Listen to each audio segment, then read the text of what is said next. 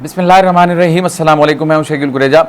आज पाकिस्तान तहरीक इंसाफ के लिए कानूनी महाज से दो बड़ी अहम कामयाबियां उनको मिली हैं, वो दोनों आपके सामने रखेंगे। जबकि आज इमरान खान साहब की जानिब से दो पैगाम आए, एक कौम के नाम और एक आर्मी चीफ के नाम, वो भी आपके सामने रखेंगे। जबकि कल जुमा है और मुल्क गिर एहतजाज का सिलसिला जो है वो तैयारी तो उसकी हो ही गई है, उसके ऊपर अब हुकूमत जो है उनकी भी तैयारी शुरू हो गई है, वो भी आपके सामने रखते हैं कि कल क्या होने जा रहा है। और एक और यानी सूरत हाल डेवलप हो रही है जो नई है, वो ये है कि क्या दिसंबर के अंदर इलेक्शन होने जा रहा है। यानी एक साल में दो इलेक्शन होंगे। 8 फरवरी को इलेक्शन हुआ और अब दिसंबर की डेट आ रही है, वो मामला आखिर है क्या, उसके ऊपर भी बात करते हैं। कानूनी महाज के ऊपर पाकिस्तान तहरीक इंसाफ की जो दो फतवाद हैं आज की, उनको अगर आपके सामने रख सकूँ। पहली इमरान खान साहब के हवाले से है। इमरान खान साहब ऑब्वियसली हमारे यहाँ ये एक बदकिस्मती की बात है, जब भी हुकूमतें जाती हैं तो ये सिलसिला मुकदमात वाला शुरू होता है, जो कि आज भी जारी है। और आज इमरान खान साहब को फतह ये मिली कि 9 मई के 12 मुकदमात जो हैं उन मुकदमात में लाहौर की इंसदाद दहशतगर्दी अदालत ने उनका जिस्मानी रिमांड मंजूर किया हुआ था। उसको PTI की जानिब से लाहौर हाई कोर्ट में चैलेंज किया गया। आज उसके ऊपर समाअत हुई और मुअज़्ज़ज़ अदालत ने वो उनका जो जिस्मानी रिमांड था 9 मई के 12 मुकदमात वाला, उसको कलअदम करार दे दिया। तो ये इमरान खान साहब बिलखुसूस और पाकिस्तान तहरीक इंसाफ के लिए बिलउमूम बहुत बड़ी फतह है, बहुत बड़ी कामयाबी है। उसकी वजह यह है, ये जो धचका है वो 9 मई के बयानिए को लगा है। ये धचका जो है वो किसको है, 9 मई का जो बयानिया है, ये बुनियादी तौर पे उसको धचका मिला, वरना इमरान खान साहब रिहा तो ऑब्वियसली नहीं हुए और मुकदमात हैं। लेकिन असल इशू ये है कि 9 मई का जो बयानिया है ये उसके लिए बहुत बड़ा धचका है और इसका आने वाले दिनों में आप असर भी देखेंगे। उसको आपको आगाह करते रहेंगे। एक तो इनकी खैर ये कामयाबी हो गई पाकिस्तान तहरीक इंसाफ की, और दूसरी कामयाबी इनको मिली कानूनी महाज पर इलेक्शन कमीशन से। आज इलेक्शन कमीशन ने सुप्रीम कोर्ट का जो फैसला था 12 जुलाई वाला मखसूस नशिस्तों का, उसके ऊपर अमल दरामद का आगाज़ कर दिया। और उसमें दो उसके पहलू हैं। एक पहलू ये है कि 39 अरकान जो थे पाकिस्तान तहरीक इंसाफ का, उनको तस्लीम किया इलेक्शन कमीशन ने और उनका नोटिफिकेशन जो है जारी हो गया। मतलब इसका ये हुआ कि पाकिस्तान तहरीक इंसाफ अब सियासी जमात के साथ साथ पार्लिमानी जमात भी बन गई है। यानी कि अब उनके 39 अरकान पाकिस्तान तहरीक इंसाफ के मौजूद हैं, जिसको इलेक्शन कमीशन ने एक्सेप्ट कर लिया है। तो पाकिस्तान तहरीक इंसाफ का पार्लिमानी जमात बनना, ये पाकिस्तान तहरीक इंसाफ के लिए बहुत बड़ी फतह है और ऑब्वियसली उनकी खुशी, उनके लिए एक मुसरत का मौका है।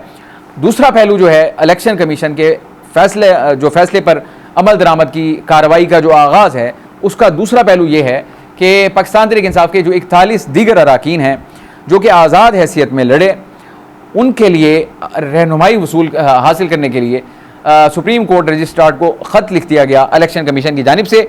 और इस्तदा उसमें यह की गई है कि पाकिस्तान तहरीक इंसाफ का चूँकि इंट्रा पार्टी इलेक्शन कलअदम हो गया था, इंट्रा पार्टी इलेक्शन नहीं हुआ था, जिसका मतलब ये हुआ कि पाकिस्तान तहरीक इंसाफ का बतौर सियासी जमात जो एक ढांचा है, जो स्ट्रक्चर है, वो मौजूद नहीं है।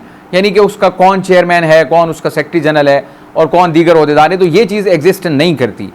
अब इस सूरत हाल के अंदर जो ये इनके दीगर 41 अरकान हैं, इनको किस तरह पाकिस्तान तहरीक इंसाफ का तसव्वुर किया जाए, यानी ये कौन कन्फर्म करेगा कि ये पाकिस्तान तहरीक इंसाफ के नामजद उम्मीदवार हैं, जबकि नामजद करने वाले मौजूद नहीं हैं।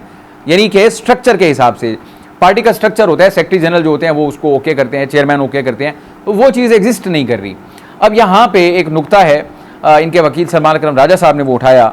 उन्होंने कहा अभी तक इस दौरान, यानी इस फैसले के बाद और इस फैसले से पहले भी इलेक्शन कमीशन के साथ जो भी हमारी ख़त किताबत होती रही बतौर जमात, वो बैरिस्टर गौहर हों या उमर अयूब साहब हों, सेक्रेटरी जनरल जो हैं, उनके साथ होती रही। और उस ख़त किताबत के अंदर जो एड्रेस किया जाता था बैरिस्टर गौहर को, वो बतौर चेयरमैन तहरीक इंसाफ एड्रेस किया जाता था और उमर अयूब साहब को बतौर secretary general Tehreek Insaf address किया जाता था। तो एक तरफ ख़त किताबत के अंदर इलेक्शन कमीशन उनको एक्सेप्ट कर रहा है कि वो चेयरमैन हैं और वो सेक्रेटरी जनरल हैं, और अब उन्होंने ख़त लिख दिया सुप्रीम कोर्ट को कि जनाब हमारी रहनुमाई करें, क्योंकि इनका स्ट्रक्चर मौजूद नहीं है। तो अब तहरीक इंसाफ के अंदर से ये कौन कन्फर्म करेगा कि ये 41 अरकान पाकिस्तान तहरीक इंसाफ के नामजद नुमाइंदे हैं। तो इसकी रहनुमाई के लिए उन्होंने वो ख़त लिख दिया है। देखते हैं वहाँ से उनको क्या जवाब आता है। बहरहाल दो इसमें इम्कान जो हैं, यानी जो सूरत हाल इलेक्शन कमीशन वाली पैदा हुई, एक तरफ पार्टी वो तस्लीम हो गई पाकिस्तान तहरीक इंसाफ और वो पार्लिमानी पार्टी बन गई, और दूसरा 39 अरकान भी उनके हो गए। और अब जो दीगर 41 अरकान हैं उनका फैसला होगा जब सुप्रीम कोर्ट से इनको रहनुमाई मिल जाएगी, उसके बाद और फिर आएगा मखसूस नशिस्तों के मिलने का मामला, वो भी देखेंगे। अब इसी के साथ एक नई सूरत हाल जो जन्म ले रही है, वो बड़ी दिलचस्प है। उसकी दिलचस्पी ये है कि कल असद कैसर साहब जो हैं उनकी जानिब से एक बात की गई, उसको मैं जोड़ के आपको अगली बात के साथ बताता हूँ कि सूरत हाल आखिर इसमें से डेवलप क्या हो रही है, नई सूरत हाल निकल क्या रही है जो कि पाकिस्तान तहरीक इंसाफ के हक़ में जा रही है और हुकूमत के ख़िलाफ़ जा रही है। इम्कानी सूरत हाल है ये, अलबत्ता इसके यानी बात इसके ऊपर शुरू हो गई है जो कि इंतहाई अहम है। अब आता हूँ इमरान खान साहब के दो पैगामात की तरफ। आज उमर अयूब साहब की उनसे मुलाकात हुई, मुलाकात के बाद वो आए, उन्होंने मीडिया टॉक की, उसमें उन्होंने वो दोनों पैगामात जो है वो कौम के सामने रखे। एक पैगाम आर्मी चीफ़ के नाम था और आर्मी चीफ़ के लिए इमरान खान साहब का ये पैगाम था कि जनाब ये शहबाज शरीफ की हुकूमत पाकिस्तान तहरीक इंसाफ और अफवाज पाकिस्तान को आमने सामने लाना चाहती है। मुराद इससे ये है कि ये हुकूमत जो है मौजूदा, इसकी कोशिश, इसकी ख्वाहिश है कि तहरीक इंसाफ और अफवाज पाकिस्तान के दरमियान तसादुम हो। पाकिस्तान तहरीक इंसाफ का ये मौक़िफ़ है, हमारी ये कोई ख्वाहिश नहीं है, हम ऐसा हरगिज़ नहीं चाहते और ना ही ये उमर अयूब साहब कह रहे हैं कि ना ही आर्मी चीफ़ ऐसा चाहते होंगे। तो ये उन्होंने एक किस्म का इसको कहते हैं वाइट फ्लैग उन्होंने वेव कर दिया है अपनी तरफ से। अब देखते हैं इसके ऊपर उनको जवाब क्या आता है, लेकिन इसको शक की नज़र से देखा जा रहा है। आपको याद है आज से 2-3 दिन पहले इमरान खान साहब की जब खबर आई कि उन्होंने ये एतराफ़ कर लिया कि GHQ के बाहर जो एहतजाज हुआ था इसकी उन्होंने इजाज़त दी थी और अपनी पार्टी को कहा था कि अगर मेरी गिरफ्तारी इस तरह होती है इन कंडीशन में तो फिर आपने बिल्कुल GHQ के बाहर एहतजाज करना है, लेकिन पुरअमन एहतजाज। जब इसके ऊपर रद्द अमल लिया गया ख्वाजा आसिफ साहब की जानिब से, वज़ीर दिफा हैं, तो उनका ये मौक़िफ़ था कि इमरान खान ने ये चाल चली है और वो हाथ बढ़ा रहे हैं इस्टेब्लिशमेंट की तरफ उनसे बात करने के लिए। उन्होंने और भी बहुत सारी बातें की, एक डॉट आप इस नुक्ते को समझ लें। और एक अब आ जाएँ असद कैसर साहब ने कल जो बात की एक टॉक शो के अंदर, उनका ये मौक़िफ़ था, उनकी ये राय थी, अगरचे उनका ये मौक़िफ़ है कि उनके पास इंफॉर्मेशन नहीं है, वो ज़मीनी हक़ाइक़ को मद्देनज़र रखते हुए बात कर रहे हैं। उनका नुक्ता नज़र ये है कि अगर ये हमारी मखसूस नशिस्तें मिल जाती हैं और इलेक्शन ट्रिब्यूनल्स काम करना शुरू कर देते हैं तो फिर हमें 180 नशिस्तों तक हम पहुँच सकते हैं। और अगर वो इस नंबर पर पहुँचते हैं, मैं उनकी बात का आपको लुब्बे लबाब बता रहा हूँ, उनका नंबर इतना ज़्यादा हो जाएगा तो फिर वो अदम एतमाद ले आएंगे इस हुकूमत के ख़िलाफ़ और अदम एतमाद के बाद वो हुकूमत नहीं करेंगे बल्कि वो फ्रेश इलेक्शन की तरफ जाएंगे। और उनका मौक़िफ़ है कि उनको ये नज़र आ रहा है कि दिसंबर तक ये मामला तय हो जाएंगे और दिसंबर यानी कि इलेक्शन का महीना हो सकता है। तो अब आज भी ये इसके ऊपर बातचीत हो रही है। अब इमरान खान साहब का ये पैगाम आना पाकिस्तान तहरीक इंसाफ का जो ब्रॉडर सेंस में जो प्लान सामने यानी कि समझ आ रहा है, जो नज़र आ रहा है, वो ये है कि अब चूँकि उनकी जमात जो है सियासी जमात तो वो थी, पार्लिमानी पार्टी भी बन जाएगी, मखसूस नशिस्तें भी मिल जाएँ और इलेक्शन ट्रिब्यूनल काम करना शुरू कर देते हैं और फिर आ जाएगा आपका अक्टूबर के बाद या अक्टूबर के अंदर अगर उनकी 8 फरवरी की दरख्वास्त लग जाती है।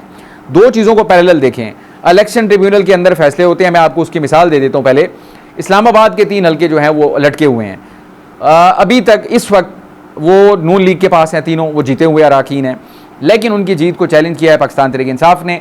अगर इसका फैसला होता है, फ़र्ज़ कीजिए नून लीग जो है ये मुकदमा हार जाती है और ये सीट्स तीनों की तीनों तहरीक इंसाफ को चली जाती हैं, इसका जो नेट रिज़ल्ट होगा, नून लीग की 3 नशिस्तें कम हो जाएंगी कौमी असम्बली की और पाकिस्तान तहरीक इंसाफ की 3 बढ़ जाएंगी।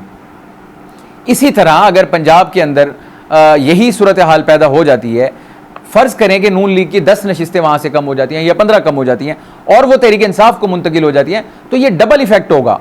डबल इफेक्ट इसलिए होगा कि नून लीग की कम हो गई और तहरीक इंसाफ की और बढ़ गई, उनकी ऑलरेडी बहुत ज़्यादा हैं, तो फिर हो सकता है उनका नंबर 150 पे पहुँच जाए।